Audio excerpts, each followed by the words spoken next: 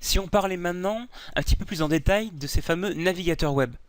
Alors je suis sûr que vous en connaissez déjà plusieurs, mais un petit rappel déjà ne peut pas faire de mal. Et puis ensuite, ça vous permettra de comprendre un petit peu pourquoi il y a plusieurs navigateurs et qu'est-ce que ça change pour nous qui allons créer des sites web. Alors je vais vous présenter quelques navigateurs parmi les plus connus. Il y a d'abord Google Chrome, qui est un navigateur qui a été créé par Google. Mozilla Firefox, qui a été créé par la fondation Mozilla. Internet Explorer, qui a été créé par Microsoft et qui est livré par défaut avec Windows. Safari, qui est livré avec les Mac par défaut, qui est fait par Apple. Et Opera, qui est un navigateur moins connu, mais qui est quand même très puissant. Alors, ça, c'est vraiment un aperçu des navigateurs qui existent. En fait, déjà avec cela, vous avez l'essentiel du marché des navigateurs, même s'il en existe en fait des dizaines et des dizaines d'autres. Et leur rôle, justement, je vous l'ai expliqué au tout début de ce chapitre, c'est de traduire du HTML et du CSS et de les afficher finalement sous forme de sites web visuels. Voilà, c'est vraiment leur rôle. Et c'est un travail déjà très compliqué.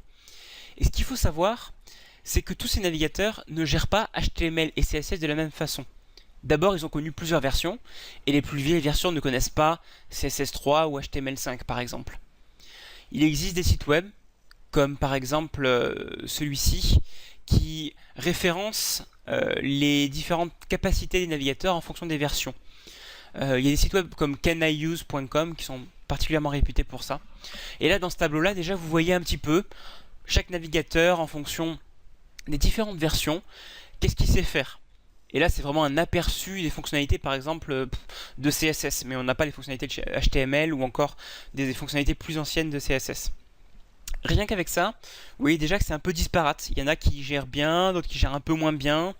Et vous repérez d'ailleurs cette colonne-là, Internet Explorer, dans les versions 6, 7 et 8, qui gèrent très peu, voire pas du tout, les dernières nouveautés de HTML5 et de CSS3. Donc ça, si je vous en parle, c'est parce que, en fait, eh bien, il faudra savoir faire avec. Soit vous décidez que votre site web ne gère pas ces anciennes versions d'Internet Explorer, et dans ce cas-là, c'est un choix, mais il faut l'assumer. Soit vous faites en sorte que votre site s'affiche à peu près correctement sur les versions en privilégiant les nouvelles versions. C'est ce que nous allons faire en fait au cours de ce tutoriel.